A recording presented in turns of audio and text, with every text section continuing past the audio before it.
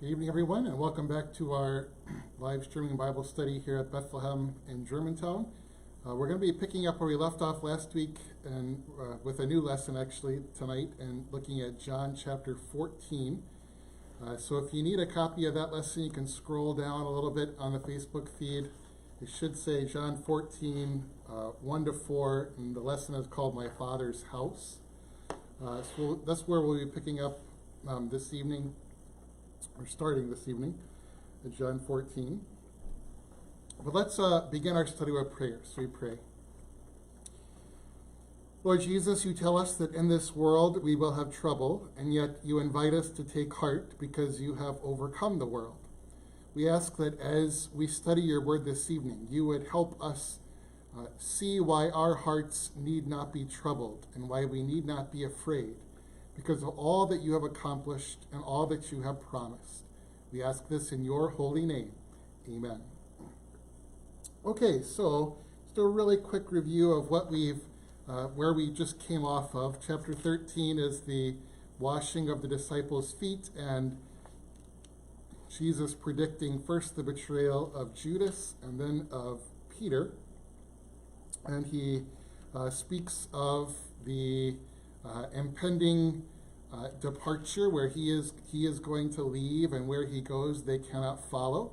And that leads to the new command in verse 34. New command I give you, love one another.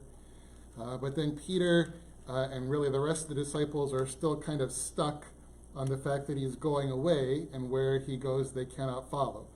So they're asking about that, and that leads to what we're going to be picking up tonight, where Jesus is going to address that specific issue in more detail. Okay, so they're wrestling with this truth that he is going away, and where he goes they cannot follow, and Jesus is going to address that issue now. All right, so we're going to start with chapter 14. And maybe just one real quick comment about these are super famous verses from John's Gospel. Certainly some of the most beloved verses from the Gospel, and maybe even some of the most beloved verses in the Bible. And you'll hear them, especially the first two verses, very often read at Christian funerals. And we want to talk about why that is this evening, why even though these verses were not spoken in the context of a funeral, they are nevertheless very appropriate for a funeral because of the truth or the promises that Jesus is making us. So that's just a little comment. These are super famous words from John 14. There is also a textual difficulty in chapter 14, verse 1 that we're going to talk about in a little more detail. But let's just start with the first part of chapter 14. So this is 14, verse 1, part A. And Jesus says, "Do not let your hearts be troubled." Okay, do not let your hearts be troubled. Now, the first little comment that I have to make about this verse is a very important principle of biblical interpretation to kind of have tucked away in the back of your mind, is this idea that God never speaks in a vacuum. And what I mean by that, or what actually that's Professor Gurgleism, what Professor Gurgle means when he talks about that is God never speaks only for the sake of hearing his own voice. Or God never has non sequiturs. Or if God speaks, he's speaking to a very specific thing or purpose or intention that he has. Okay, so God never speaks in a vacuum. The reason that's important for us to remember is because many times when we hear God speaking, either directly or indirectly, to someone, based on what God says, we get great insight into what's going on in the person he's speaking to, what's going on in their heart and mind. So the classic example, this was the example that Professor Gurgle was teaching when we first learned this idea, is in Genesis 15. Abraham has just come off the great victory of the four kings, defeating the four kings who defeated the five kings, and he rescued his nephew Lot. It is, at least to that point of Abraham's life, the greatest earthly victory he has won. Things seem to be at a high for Abraham, Genesis 15:1. And then God comes to him and says, "Do not be afraid, Abram." And that's important for us to recognize because God never speaks in a vacuum. So if God says to Abram, "Do not be afraid," you can be certain that Abraham is afraid. And then you read a little further in Genesis 15, and you find out why Abram's afraid. Because, yeah, you gave me all these material gifts and the victory, but what does it matter if I don't have the son you promised back in chapter 12? Okay, so this is what we mean when we talk about God never speaking in a vacuum. When God addresses someone, it's sometimes, often, we get insight into the state of being of the person to whom he's speaking. Just think of another example. Think about the words that the angelic messengers have to speak in the Gospels. First words they almost always have to say is, "Do not be afraid." Well, God never speaks in a vacuum. So if an angel has to say to someone, "Do not be afraid," we can be certain that that person is afraid, even if the text doesn't actually say, "and so was afraid." Okay, so we bring all that up because in this verse, Jesus says to the disciples, "Do not let your hearts be troubled." And because God never speaks in a vacuum, we can be 100% certain that the reason that Jesus speaks this is because his disciples are troubled. Okay, now, of course, if you've read chapter 13, that shouldn't be a huge surprise, right? Remember that Jesus has interrupted his he's begun talking about the post-ascension world that the disciples are going to live in as the baton or the torch gets passed from Jesus to the disciples. But then that gets interrupted by Peter's objection. And now he's dealing with that objection, that interruption. And that's where he says, "Do not let your hearts be troubled." So just a couple of things. What might have made the disciples' hearts troubled? And we should also note, I know you can't see it necessarily in English, but all of the "you" and "yours" in chapter 14, verse 1 are plural. Okay, so he says, "Do not let all y'all's hearts be troubled. All y'all believe in God. All y'all believe in me also." Okay, so he's speaking not just to Peter, but to the group as a whole.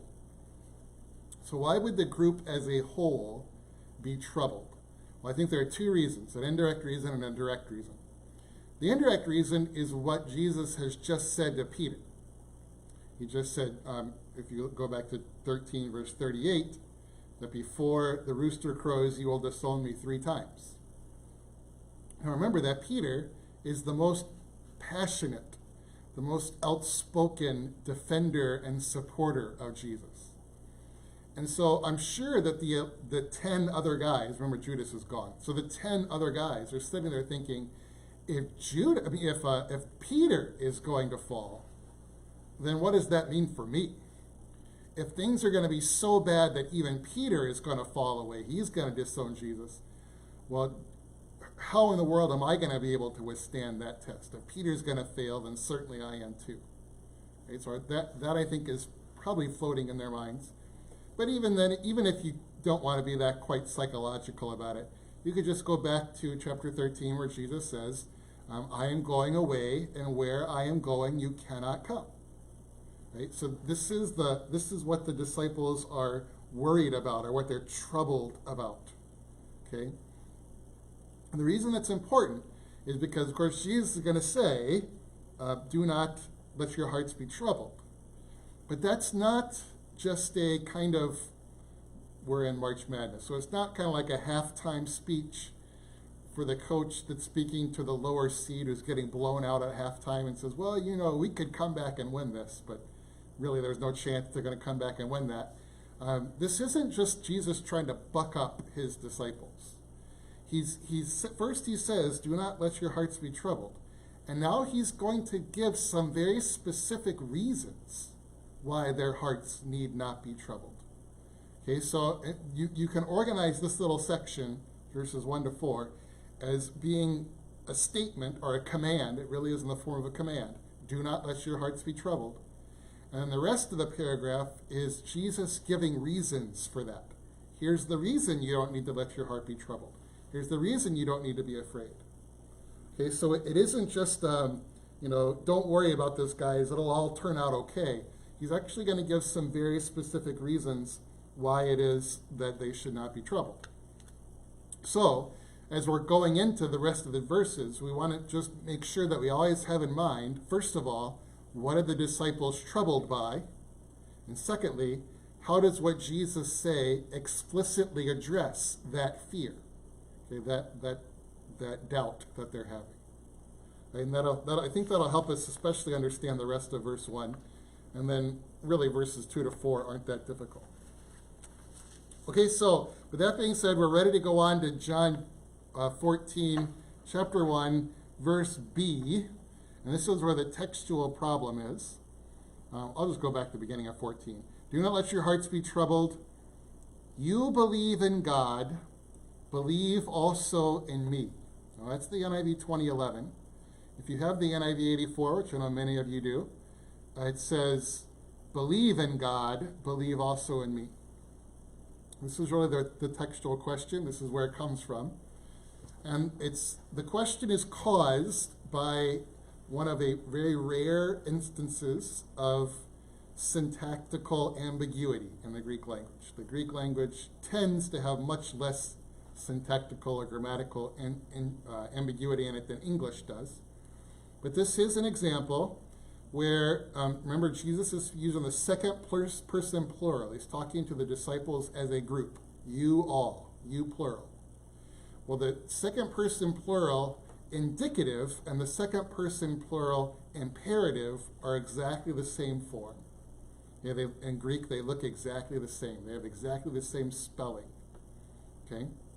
It's kind of like an illustration might be, we have the word R-E-A-D, read. Okay, read. You can use that word as a command. Read, the mother said to the daughter at bedtime. But that can also be just an adjective. Indicative sentence. So John reads at lunch.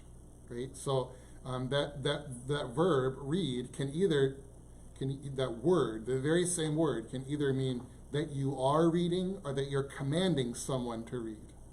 And that's exactly what's going on here. We could either understand these verbs as Jesus saying, you believe in God, you also believe in me, or the command, believe in God, and the command, believe also in me. So when you put those two parts together, there are four possibilities. Okay? You could go indicative, indicative, so statement, statement. You believe in God, you also believe in me. Okay? You could go, I'm just going to make sure I have them in order, indicative, imperative. So you do believe in God, and here's the command, believe in me. It could be imperative, imperative, believe in God, the command, and then the command, believe also in me. Or it could be imperative, indicative, where Jesus is saying, believe in God, command, you believe in God, and then indicative statement, you are also believing in me. Okay, so those are the four options, the four possibilities that we have with this little phrase. And the first thing we can do is we can immediately eliminate option number one, okay, which is indicative, indicative. You are believing in God, you are believing in me. And I say, why can't we eliminate that? I want you to think about the logic. Jesus says, do not let your hearts be troubled. Why? Because you're believing in God and you're believing in me. That makes logically no sense. If they really were, if they were trusting God and trusting Jesus, their hearts wouldn't be troubled or afraid. Right? So the fact that Jesus has to say to them, do not let your hearts be troubled, do not be afraid, means that their trust, at least at this particular moment, in God and in him is not so great, not so strong. Okay, so indicative doesn't make any sense in the context. Okay, pure statement, or just present tense verb, doesn't make any sense in the context. So that leaves us with 2, 3, and 4. Okay, I'm also going to eliminate 4. 4 we can eliminate right away because though it is syntactically possible, it is contextually incoherent. Again, think about what Jesus would be saying. He would say, do not let your hearts be troubled. You better believe in God. You are also believing in me. Those three statements have no contextual connection between them. Okay? The logic of that sequence makes no sense whatsoever. So it can't be option 1 because it does, and option 4, because neither one of them support the context. So it's either option 2 or 3. So Jesus is either saying, command, believe in God, command, believe in me. That's imperative. Or indicative, you are believing in God, command, also believe in me. And the reason that I make a big deal about this is because if you have the 1984 NIV, it's option 3. And if you have the 2011 NIV, it's option 2. So whenever the NIV makes a change in the text, I always want to point that out. First of all, because we're not all using the same translation, but also because it's significant when the NIV 2011 makes a change to their choices in the 84. We got to evaluate those. These are the things that, generally speaking, make the NIV 2011 better than the 84. So, what we'll say about option 2 and option 3 is that they are both equally possible, syntactically and contextually. Okay, so that they're fine readings of the Greek, and either one would make sense in context. Okay, Jesus would be saying, you believe in God, and then that's a statement, you believe in God. And then there's kind of an implied premise, I am God. Therefore, this is the imperative, believe in me. So indicative, you are believing in God. Hidden parameter, I am God. Therefore, this command, believe in me. Or, like the NIV 2011 does, the NIV 84 does. Jesus says, but here's your command, believe in God, and here's another command, believe in me also. And so they're both syntactically possible, they're both contextually possible. So what do you do then? How do you decide then when you have this situation where the internal evidence is split? Then we look at the external evidence. In other words, we look at what other people have done with it. And one of the really important things to look at when you're wrestling with textual questions like this is how did the earliest translations handle it? So the very earliest translations of the New Testament, remember the New Testament was written in Greek. We have all kinds, thousands and thousands of Greek manuscripts. But the Greek was very quickly translated into Syrian, Coptic, and Latin.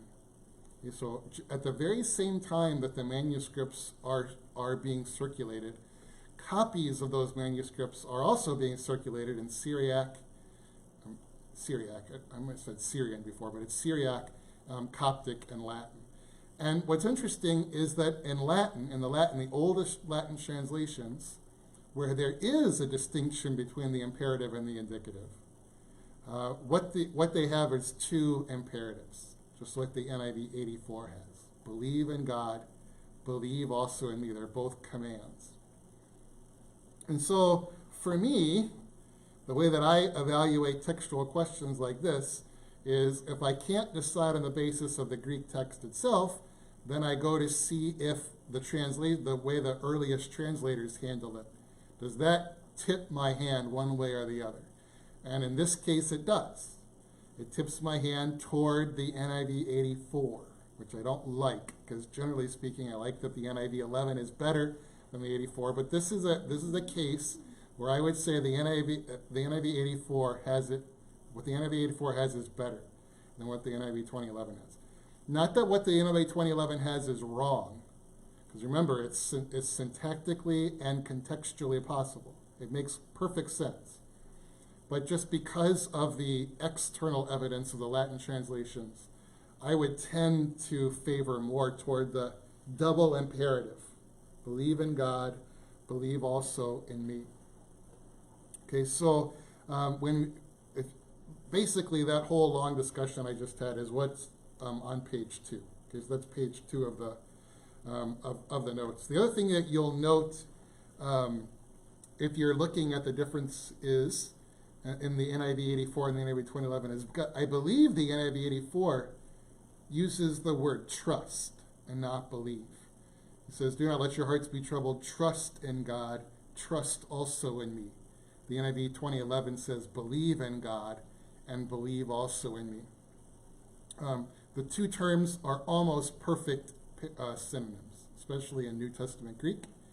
To trust something is to believe in something and vice versa. Very important thing that's helpful to remember about what is faith. What is faith of the Lutheran dogmaticians, the Golden Age dogmaticians like to say faith is knowing, it's knowing and acknowledging and trusting. But of the three, trusting is really the greatest. Okay, scientia, assentia, and fiducia. They use Latin. So scientia, knowledge, you have to know something in order to believe it. Assentia, you have to give your assent to it. You have to say that it's true in order to believe it. You can't believe in something you know is false. And then fiducia is to trust or to believe in it. When I teach what faith is to catechism students, I invite them to come up. I'll be honest, I invite the littlest one to come up and do the trust exercise where you fall back into the arms of somebody. That's what faith is. It's not knowing, not looking behind you, but trusting that God is going to catch you. That's what faith is. It's trust.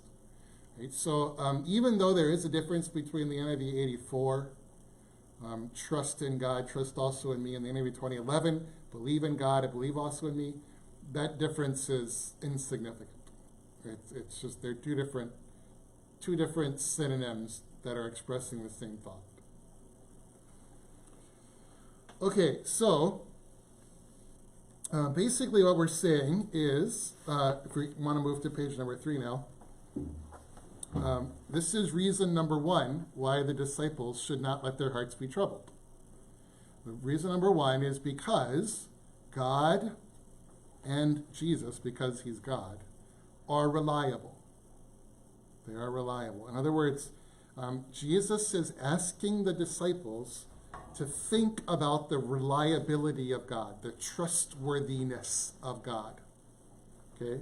And of course, they, as much as anybody, as any good Jewish person would in that day, would have had a long track record with God, going all the way back to Abraham. And so he's inviting his disciples to say, well, think about this, guys. Whatever God promises is true. That's kind of the basis of our faith. Rachel. Why does he make a difference between you believe in God, believe also in me?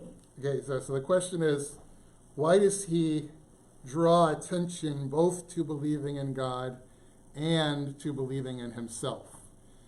Especially when John's gospel has gone to such lengths to already assure us that he is God. And the answer is, I think, well, first of all, I can't say for sure, right? It doesn't say in the text. The reason that Jesus said this is because, right? But I do think this is a reminder to his disciples in the moment of their worry and fear. He's inviting them not just to remember who God is, but to remember who he is. In other words, Jesus wants his disciples to remember that whatever he promises is true.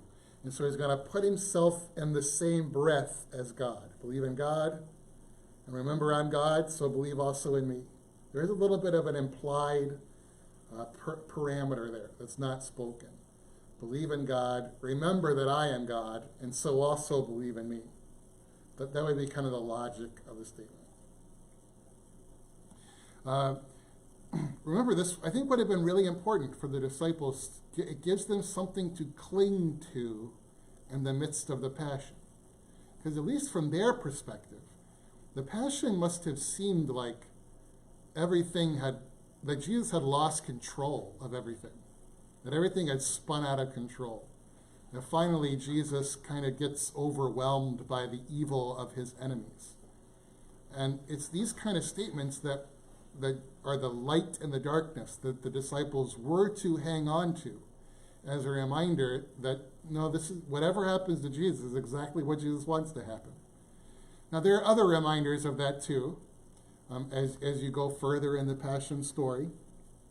One of my favorite ones is when the soldiers come to arrest Jesus, and Jesus says, "Who are you looking for?" And they say, "Jesus of Nazareth." And Jesus says, "I am he," which, by the way, could be translated "I am." It's really an "I am" statement. I am. And then all the soldiers who came to arrest him fall down. Okay, so in other words, this is Jesus' not so subtle way of reminding those soldiers that if they're going to arrest him, it's only going to be because he's letting them arrest him. Because he can not literally knock them down anytime he wants just by speaking. Okay? Or another one of these, and of course this wasn't public for the disciples, but for us readers. When Pilate says to Jesus, Pilate's interrogating Jesus, and Jesus won't respond. Jesus keeps his mouth closed. And Pilate says, "Well, don't you realize that I have the power to save you, to deliver you, to acquit you?" And to that Jesus says, "You have no power except that which is given to you by my Father." Right? So this whole time, Jesus is in control. Jesus knows exactly what's going on. Everything is going according to plan. But the disciples must have really wrestled with that. So you have in this upper room discourse, you have these kind of reminders. I kind of think of them as almost like life preservers that he's throwing out in the darkness of the ocean, that the disciples are about to sink. And so he throws out this life preserver and says, "Here, hang on to this. Remember this. Don't forget this. Believe in this. I am God. And my words, my promises will never fail." Okay, so that's reason on page 3, top of page 3, reason number 1. Reason why you should not let your hearts be troubled is because God is perfectly trustworthy. God is completely reliable. You have a track record with God. And remember that I'm God, and so you need to let your hearts be troubled or afraid, because the promises that I have made and will make to you are most certainly going to be true. They're going to be fulfilled.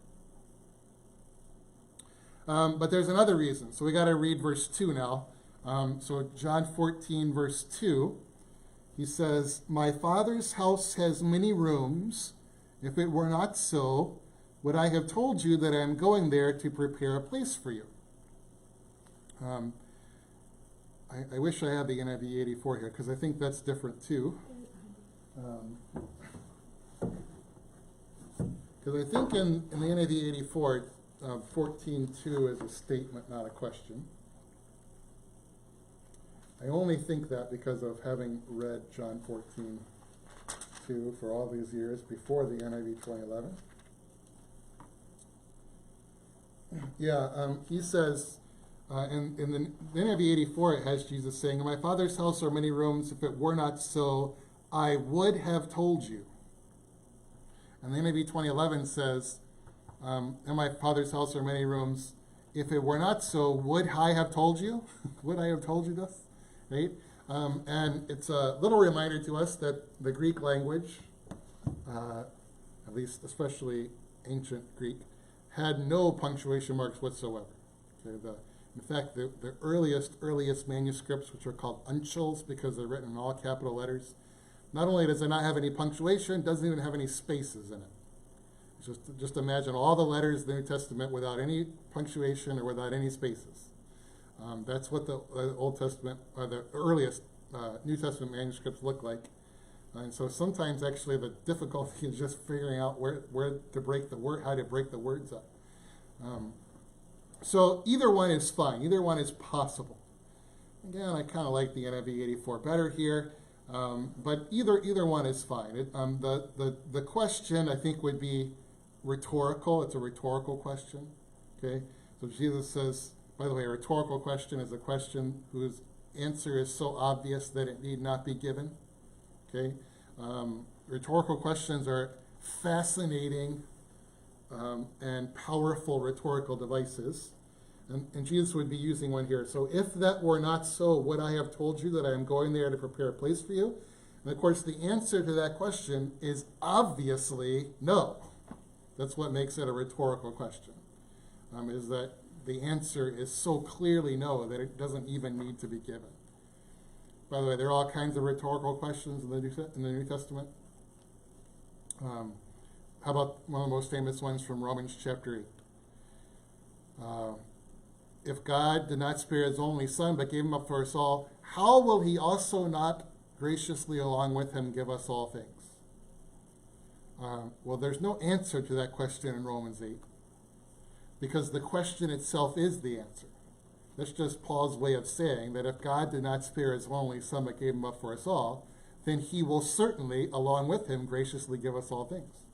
So rhetorical questions are powerful rhetorical tools. They are used in the New Testament, both by Jesus and by Paul. So just maybe kind of tuck that away in the back of your mind. But let's talk a little bit more about verse 2. Obviously, this is the super, super famous verse of John 14.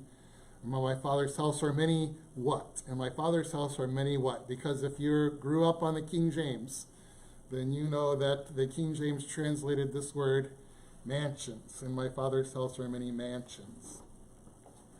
Where do they get that translation from? Well, the Greek word that Jesus uses is a word that means dwelling place. That's what the word means. It means a place where you dwell, okay? A place where you live. However, when the Bible was translated, when the New Testament was translated into Latin, Latin has several different words that can mean a place where you live, right? A dwelling place, just like we do too, right? Where do you live? You could say, well, I live in a house, I live in a condo, I live in an apartment, I live in a cardboard box under a bridge. Right? There are all kinds of different ways you could describe a dwelling place in English. And of the different words that the Latin translators could have used, they chose the word mansiones, which is the Latin word from which we get our word, the English word mansion. Okay, so the King James, remember the people who were translating the King James Bible in the 16th century were all Latin scholars. They had to learn Latin before they could learn anything else. They learned Latin as they learned English. And so they were very heavily, and at times detrimentally heavily reliant on the Latin translation of the Bible. And so this is where the word mansions comes from in the King James Version. It's not wrong, so to speak, right? Because mansion is a way of describing a dwelling place. I think contextually, though, in English, especially contemporary English, mansion has overtones that it shouldn't. In other words, in contemporary English and modern English, when you hear the word mansion, you don't just think a house or a place where someone lives. You think about where LeBron James lives, right? You think about this huge, spacious, expansive, opulent, expensive place. Almost like it's really the American version of a palace, okay? And that is not what Jesus is, when he says, in my Father's house are many mansiones, he's not saying that there are many huge, expansive, expensive, opulent places where you will live. That's not the point. Okay? The point is that there is a place, a permanent dwelling place for you as a disciple of Jesus. And I think that our translation of dwelling place should be controlled by the image that Jesus himself chooses, which is house. In my Father's house are many dwelling places. Well, what would you and I call a dwelling place that is within a house, that is inside a house? Like a house can be a dwelling place, but what are the dwelling places within a house? I think most English speakers would say they are rooms. Those are what you have inside a house that you live in. You have your living room and your bedroom and your bathroom. Right? So rooms. And this is where the more contemporary English translations get room from. Okay? And I think it's a good change. I think it's a good translation. I think it says something to contemporary English speakers that the word mansion does not. But sometimes it troubles readers who grew up on the King James because it seems like the NIV is demoting them. And it seems like, well, when I was reading the King James Bible, I got a mansion, and now I'm reading the NIV, and all I get is a stinking room, right? And so that's why I wanted to talk about this, just to let you know why the King James has mansion, and then the thought process behind why the more contemporary translations do not, why they have room. I think that room is a much better translation, much more contemporary translation, and it doesn't carry some of the unnecessary overtones that the word mansion does. Okay, so I have a quotation here from Carson, page 49. It says, "The point is not the lavishness of each apartment." He's from Canada and he studied in England, so he talks weird. He has weird English. And the point is not the lavishness of each apartment, but the fact that such ample provision has been made that there is more than enough space for every one of Jesus' disciples to join him in his Father's house. So maybe to think of it another way, especially maybe if you grew up with a whole bunch of siblings and there was a time in your family history when, maybe you had to share a room with a sibling, which siblings don't necessarily like to do, share rooms with each other. So, you spent your whole young life sharing a room with someone, and your parents come and they tell you, we bought a new house, and there's enough room for everybody to have their own room. And that makes the kids really happy, that everybody's going to get their own room. And they don't have to share anymore. It's not going to be crowded. There's enough space for everyone. That's what Jesus is saying here. There's room for all his disciples. But the emphasis of the word "in my Father's house" or many, this particular word, the emphasis is on the permanency of the dwelling. It's a dwelling place, not like a hotel room, not a pit stop, not a tent. It's a permanent dwelling place. So really the emphasis of Jesus' statement when he says, "In my Father's house are many permanent dwelling places," is saying that when I come to take you to be with me where I am, where you're going to be taken to, you're going to be there forever. And while my Father's house can mean different things in different contexts in the New Testament, sometimes the Father's house is actually the church. Sometimes the Father's house is heaven in the sense of the heavens as the opposite of the earth. Here it's pretty clearly heaven as the eternal dwelling place of God's people with God. But could probably more accurately be called the new heavens and the new earth. Okay, but anyway, I'll stop there because John has a question. If you have any questions about that, feel free to type those in. So go ahead, John.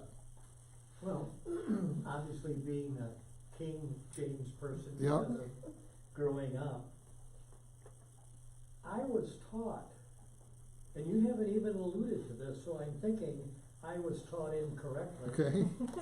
That in my house there are many mansions refers to the teaching that there are different levels in heaven. Okay, so And you go to the different level depending on what you have done in your life. okay, so John is helping us turn back the clock to when he was in catechism class or whatever, and he was taught that the reason that the word mansion is used here is in the sense that there are different kinds of mansions, different sizes or expensiveness, and that depending on one's faithfulness on the earth, you get a better mansion. In other words, you get a bigger mansion. Normally, when we talk about that particular teaching in eschatology or end times, we talk about that as being called degrees of glory. Will there be degrees of glory in heaven? And I tend to think the answer is yes. That is not always a very popular answer, though. But here's the passage that I think about when I think about degrees of glory in heaven is, remember when James and John the sons of thunder, right? They ask their mommy to go ask Jesus if one of them could sit at Jesus' right and one of them could sit at Jesus' left. Now, this maybe doesn't really speak to 21st century American culture, but in first century Palestinian culture, the person who sat on your right was the most honored guest. And the person who sat on your left was the second most honored guest. Right? So what James and John are asking through their mother is, can we be first and second in your kingdom? Remember, these are the people that during Holy Week are constantly arguing with each other on the road, which of them is the greatest? Even after Jesus yells at them for arguing about which of them is the greatest. So James and John are asking, can we be number one and number two in heaven? And Jesus doesn't say, well, guys, everybody's going to be equal. Don't even worry about that. Don't even worry about who's number one and who's number two, because there isn't going to be any number one and number two. That's not what Jesus says. Jesus says, whoever sits at my right and left has been chosen by my Father. There is going to be someone who sits on Jesus' right, and there is going to be someone who sits on Jesus' left. There is going to be someone who is in the position of greatest honor and a person in a position of second greatest honor. I guarantee you it ain't James and John, and I can probably guarantee you it ain't you or me. But that little statement of Jesus makes me think that there really will be degrees of glory in heaven. The other doctrinal kind of scriptural adducement that we emphasize is that the scriptures very clearly teach there are going to be levels of hell. There'll be different degrees of suffering in hell.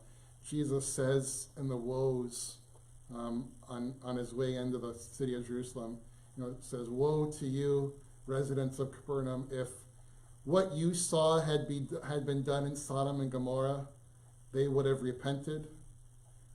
And so it will be worse for you on that day than it will be for Sodom and Gomorrah," which when you think about it is quite the statement. It's hard to get worse than the sulfur and fire of Sodom and Gomorrah. So we know that there are degrees of suffering in hell. The scriptures seem to hint at there will be degrees of glory in heaven. I generally don't like to talk about the degrees of glory in heaven because it makes people anxious. It makes people feel anxious about, well, where am I going to be? And how am I going to feel about where I am going to be? Maybe I'm just projecting onto other people what the little fears that I have in my heart when I hear about the degrees of glory. But here's what you always need to remember. When you get to heaven, you will be perfect just like God is perfect. You will be holy just like God is holy, and you will think justly just like God thinks is justly. So regardless of who you see sitting at Jesus' right, whether it's the Apostle Paul or whoever it might be, it's probably going to be some person we've never heard of before. But whoever that ends up being, you're going to look at them and you're not going to think, man, I wish I could be right there. Or, who does that guy think he is that he's sitting there? That's not what you're going to think. You're going to think, thank God for all the work that he did in that person's life. And the holiness and the good works that were done that God did through that person. Yeah, I feel awesome for him that he is number one. Then somebody says, well, yeah, but what if I'm last? Okay, so I can get not being number one or not being number two. But what if I'm dead last? Well, if you're dead last, you'll still be perfectly pleased. Dead last in heaven is way better than first in hell. And so again, March Madness, you'd rather be the 64th team in, or the 68th team in, than the first team out. Right? And so, or another way of saying it is, this is a very old adage about hell, but he says, God doesn't tell us a whole lot of details about hell, but he tells us enough to know that we don't want to go there. And so whatever you end up being in the degrees of glory in heaven, whatever it is, trust me, you will be fine with it. You will rejoice in it. So, this is not a proof text Good. to be used with. So the point, so kind of John's point is, we can talk about the New Testament's teaching on degrees of glory, but not on the basis of John 14:2. Okay, John 14:2 says nothing about whether or not there are degrees of glory.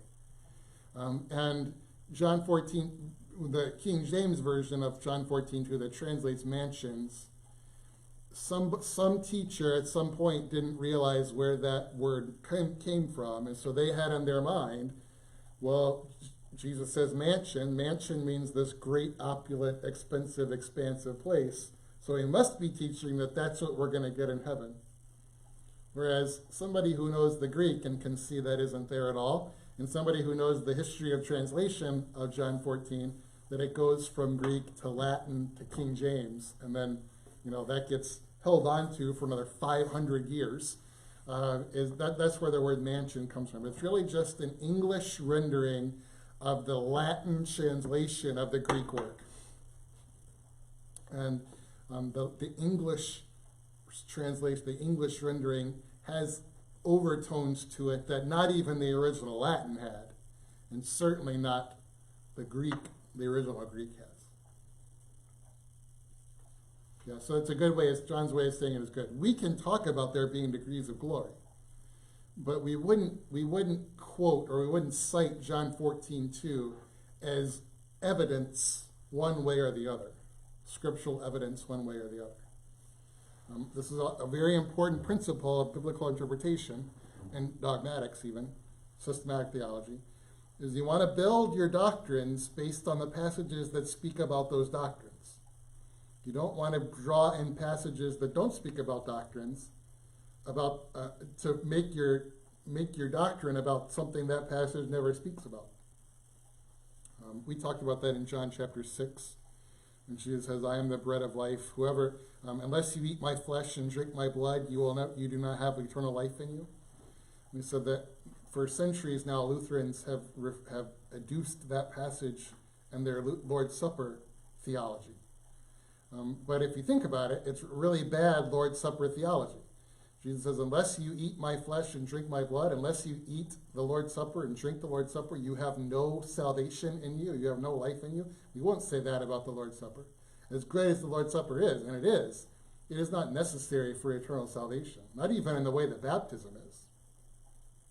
Right? So it's just a reminder to us, not only do we want to have the right doctrines, that's important, but it's also important to draw those right doctrines from the right passages, from the passages that actually speak about those doctrines. Okay, who is it, Rachel? Rhonda. Hey, Rhonda has a question. Why does you say many, many rooms as opposed to one really awesome place? Yeah. And here's where I wouldn't necessarily get too literal, okay? Because you can look at the book of Revelation, and the book of Revelation is describing this same place. And what you see is thousands upon thousands and 10,000 upon 10,000, and we're all gathered around the throne, and we're all singing praises to the Lamb who's at the center of the throne, right? So the point is on, well, I guess there's two things. It's on the fact that there is enough space, okay? There's enough space. You never have to worry about a no vacancy sign in heaven. Right? You get up to heaven and God says, well, I'd really like you to be here, but no, I'm all full up, so sorry. So it's on the availability of space in heaven, and then really on the permanency of the dwelling in heaven. Not a tent, not a pit stop, not a motel room. This is really your eternal home. This is where you're going to live forever. Right? So the point isn't so much that there are going to be many rooms, though that is exactly the word that Jesus uses, but he's speaking metaphorically, so don't press the metaphor too hard.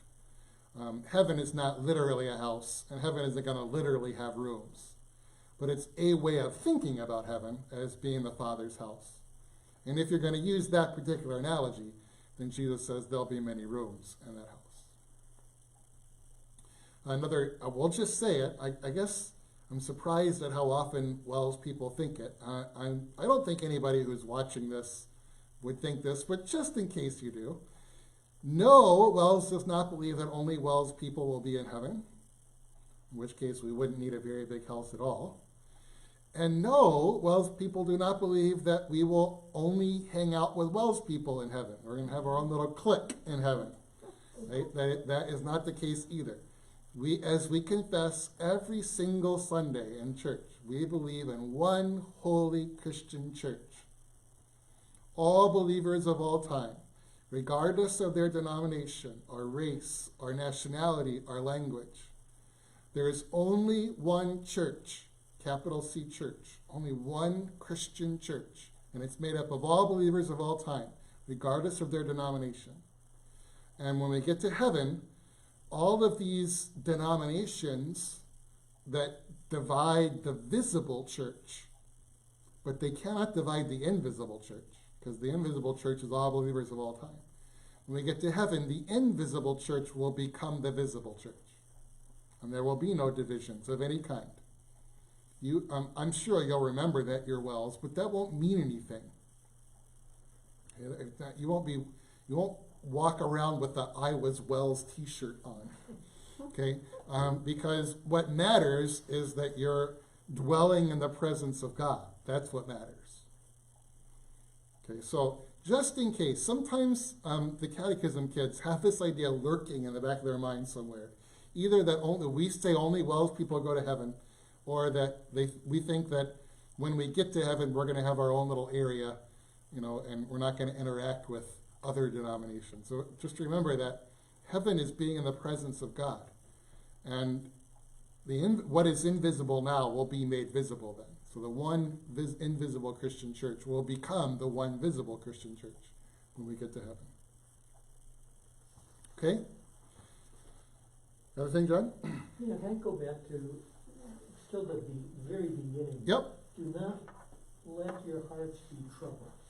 Is that a command that Jesus is giving, or is it an observation that what is happening? I'm thinking particularly using this verse as a funeral text. Mm-hmm. Yeah. So John's question is, how should we understand the very first phrase, do not let your hearts be troubled? Should we understand it as a command? And I'd say the form in Greek is as a command. Now, it's a negative command, right? It's do not, right? Do not let your hearts be troubled. This is also what we would call in theology, especially Lutheran theology, this is what we would call a gospel imperative. And what I mean by that is, sometimes in the Bible, there are imperatives. God tells us to do things that we can only do by his strength or power. The most famous gospel imperative in the Bible is from Acts 16, when Paul is in Philippi. He's a jailer at Philippi, and the jailer at Philippi comes out and says, "Sirs, what must I do to be saved?" And Paul says, "Believe in the Lord Jesus Christ, and you will be saved." And that's a command. Believe in the Lord Jesus Christ. Now, what we know from the rest of Scripture is that believing in the Lord Jesus Christ is not a meritorious work that you and I do. That faith is something that God gives through the gospel. And so there are some commands that in the command comes the ability to keep the command. That's what we call a gospel imperative. And that's what I would say is going on here. This is what I would call it's a negative gospel imperative, which is really weird.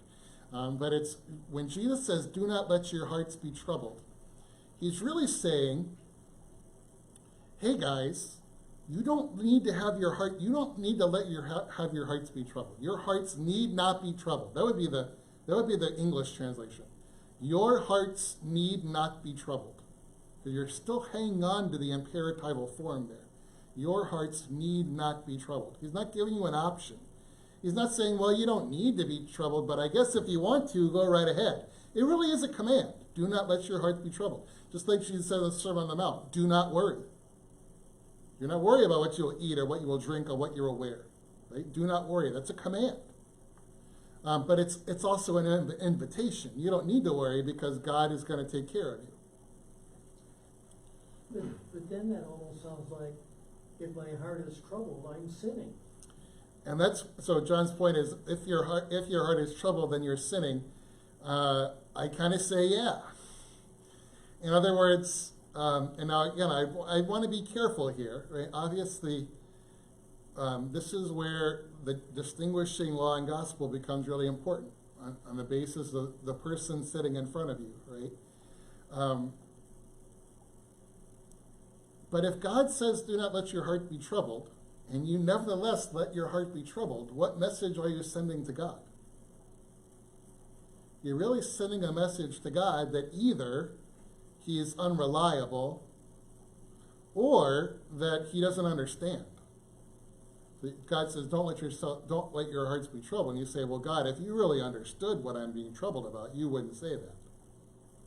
Now, same thing with do not worry. And Jesus says, do not worry. Worry is really a sin against the first commandment. Whatever you're worrying about, you're really saying to God, I don't think you have this. I don't think you don't have this under control. And so I have to worry about it. I have to think about it. Right? And so I would say that fear, being afraid or being troubled, is, especially for us sinful people, is a sin against the first commandment. But what I'd be very quick to point out is this commandment is not law, first use of the law. Law is mere. Jesus is not saying this to get the disciples to realize that they shouldn't be afraid. It's a gospel imperative. He's giving them this command to assure them of why they need not be afraid. And this is the whole why it's important to distinguish between law and gospel. Right? Because if you were to unleash this verse in a law sense on somebody who was feeling afraid, then you would be using the verse opposite of its intent.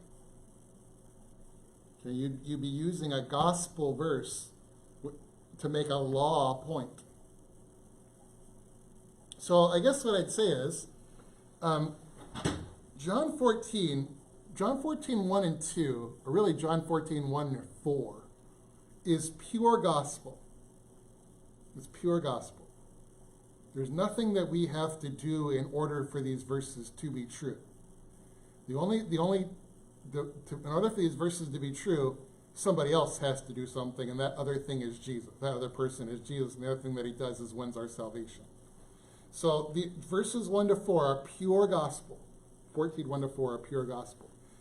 That does not mean that it is okay for your heart to be troubled. It doesn't mean that Jesus doesn't really care whether or not your heart is troubled. He doesn't want your heart to be troubled.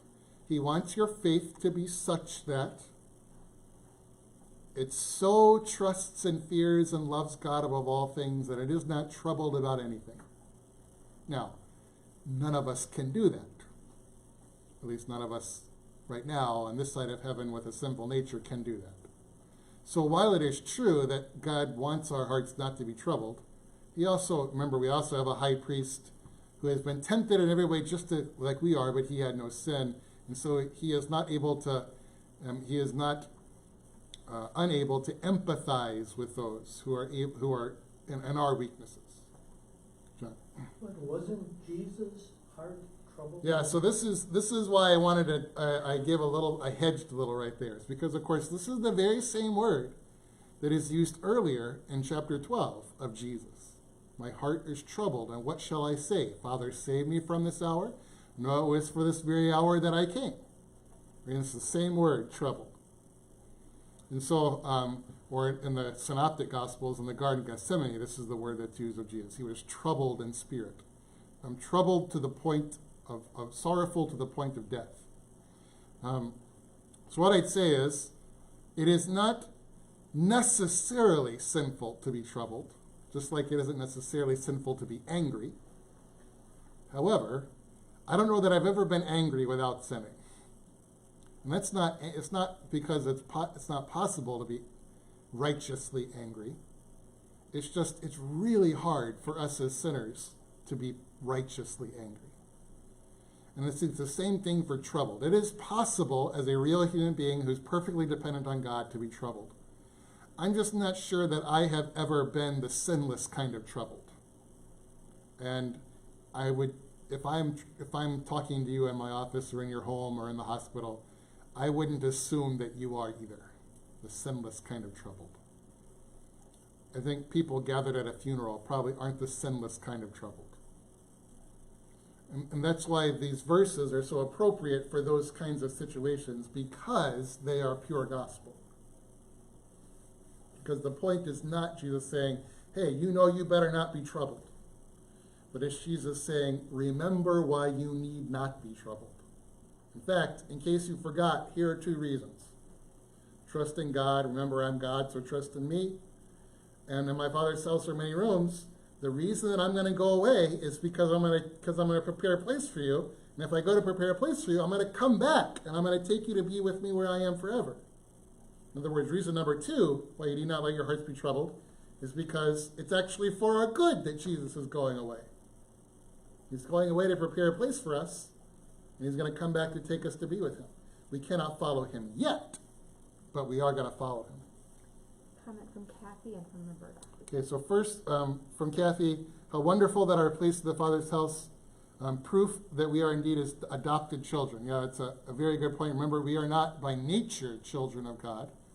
We really should be servants of God, and we really should be fired servants of God, right? We really should be household servants who have been put out of the house because of our disobedience. Instead, we are children of God. In other words, we have we inherit God's legal inherit. We have a place in his household because of what Jesus did. And then Roberta's comment, I can see Jesus telling us not to let our hearts be troubled as a way to reassure us. In the same way that a parent tells their child not to cry. Yeah, they are in a sense reminding them that they are not alone. So Jesus says that to remind us who he is. Yeah, that's a perfect analogy. Perfect analogy. Or even, I was even thinking, think about a child who wakes up in the middle of the night because he's convinced that there's a monster under the bed. And the parent comes into comes in the room and says, don't be afraid. That's almost exactly what Jesus is saying here. Right? Don't be afraid. It's not because the parent is yelling at the child for being afraid, but it's a way of comforting the child. There is no reason for you to be afraid. I am here now. There are no such thing as monsters. If there were, they didn't live under your bed. They got better things to do.